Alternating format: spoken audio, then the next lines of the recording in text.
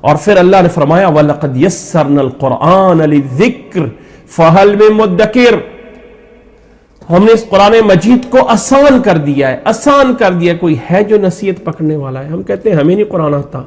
قرآن سمجھنے کے لیے 18 قسم کے علوم چاہیے، اس میں آپ کو لغت آنی چاہیے، آپ کو نحو صرف آنا چاہیے، آپ کو جو ہے وہ بلاغت آنی چاہیے، آپ کو حدیث کا علم ہونا چاہیے، آپ کو روات کا علم ہونا چاہیے، آپ کو علم البلاغہ ہونا چاہیے، آپ کو علم البیان ہونا چاہیے، آپ کو جو ہے وہ منطق آنی چاہیے، پھر جا کے قرآن سمجھ سکتے ہیں۔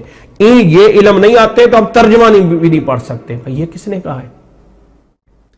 نبی صلی اللہ علیہ وسلم کی باتیں انہوں نے بھی سیکھی جو بکریوں کو چراتے تھے۔ نبی صلی اللہ علیہ وسلم کی باتوں کو ان لوگوں نے بھی سمجھا جو صحرا سے لکڑیاں اکٹھی کر کے لاتے تھے۔ نبی صلی اللہ علیہ وسلم کی باتوں کو انہوں نے بھی سیکھا جو اونٹوں کے چرواہے تھے۔ نبی صلی اللہ علیہ وسلم کی باتوں کو انہوں نے بھی سیکھا جو کہ اس دور میں جا کے گھوما پھرا کرتے تھے، یعنی کوئی انہیں مہذب کہنے کے لیے تیار نہیں تھا۔ دنیا کی وہ قوم جس کے اوپر کوئی حکومت کرنے کے لیے تیار نہیں تھا، انہوں نے نبی صلی اللہ علیہ وسلم کے قرآن کی بات کو سمجھا۔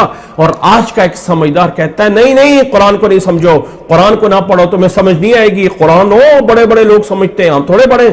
نعوذ باللہ من ذالک، قرآن ایک ایسی کتاب ہے جو ہر ایک کے سمجھنے کے لیے بھیجی گئی ہے، کوئی عالم ہے، کوئی جاہل ہے، جس مرتبے میں آؤ ذرا قرآن مجید کا ترجمہ سیکھتے جاؤ، اللہ تعالیٰ ہدایت کے راستے کھولتا جائے گا۔ کوئی ہے کسی بھی لینگویج کو پڑھنے کے لیے سمجھنے کے لیے بہت سی کتابیں، اب اگر انگریزی کو ہی بنا لیں تو پہلے اے بی سی کو جوڑ کر پھر اس کے ایک جو بچہ پلے گروپ سے انگلش پڑھنا شروع کرتا ہے وہ کوئی 3 سال بعد، 4 سال بعد، 5 سال بعد پھر جا کے اس کو ریڈنگ آرام سے آتی ہے۔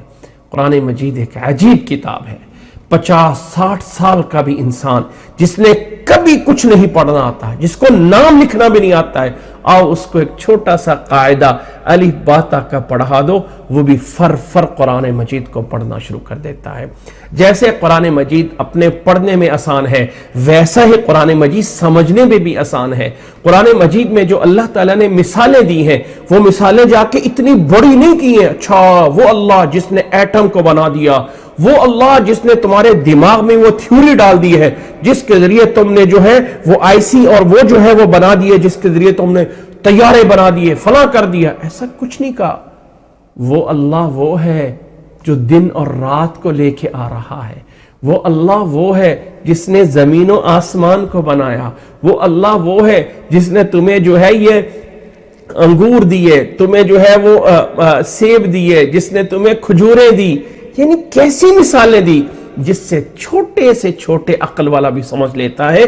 یہ ہے وَلَقَدْ يَسَّرْنَا الْقُرْآنَ لِلذِّكْرِ فَهَلْ مِن مُدَّكِرٍ، کوئی ہے سمجھنے والا، لیکن پھر بھی جو ہے سمجھ نہیں رہے ہوتے۔ بہت سارے اپنے آپ کو سکالر اور اپنے آپ کو دکتور اور ڈاکٹر کہنے والے کہتے ہیں قرآن مجید کا ترجمہ ہمارے بس کی بات نہیں ہے، یہ اللہ کا راز ہے، اس راز کو ہم کیسے کھول سکتے ہیں؟ شاہ ولی اللہ رحمہ اللہ نے سب سے پہلے جب قرآن مجید کا ترجمہ کیا تھا نا تو ہندوستان سے کفر کا فتویٰ ان کے نام پر جاری ہوا تھا۔ سب سے پہلے ہندوستان میں ترجمہ ہونے والا قرآن مجید کا شاہ ولی اللہ رحمہ اللہ نے جب کیا تھا تو ان کے اوپر کفر کا فتویٰ لگا دیا تھا کہ اللہ کا راز انہوں نے کھول دیا۔ اصل میں یاد رکھ لیں، ہم لوگوں نے قرآن مجید کو صرف سمجھ لیا کہ یہ برکت کا ذریعہ ہے، جہاں برکت دینی ہے وہاں اسے لا کے رکھ دو، یا قسمیں اٹھانے کے لیے سمجھا ہے، عمل کے لیے تو سمجھا ہی نہیں ہے۔ قرآن مجید وَلَقَدْ يَسَّرْنَا الْقُرْآنَ لِلذِّكْرِ، فرمایا ہم نے اس کو پڑھنے کے لیے، سمجھنے کے لیے، نصیحت لینے کے لیے، سارے معنی آتے ہیں۔ ذکر میں ذکر کرنا، پڑھنا، سمجھنا، یاد کرنا، سب کے لیے آسان کر دیا ہے۔ فَهَلْ مِن مُدَّكِرٍ، کوئی ہے آ کے ذرا دیکھے تو صحیح، لیکن لوگ پھر بھی نہیں باز آتے۔ اس آیت کو اللہ تعالیٰ نے اس صورت میں بار بار کہا ہے۔